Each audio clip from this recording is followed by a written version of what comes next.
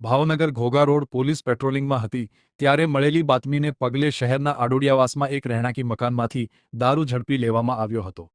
Bhavnagar Ghogha road પોલીસે patrolling દરમિયાન આડોડિયાવાસમાં રહેતા અજયભાઈ ઉર્ફે ભગત મોહનભાઈ રાઠોડના ઘરના છાપરામાં સંતાડેલા દારૂના ચપટા નંગ 16 જેની કિંમત 2340ના મળી આવતા ધોરણસર ગુનો નોંધી આગળની કાર્યવાહી હાથ ધરી હતી।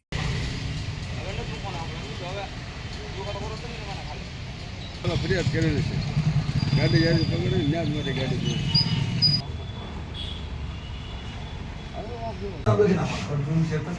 અર્જુન સિંહ ગોહિલ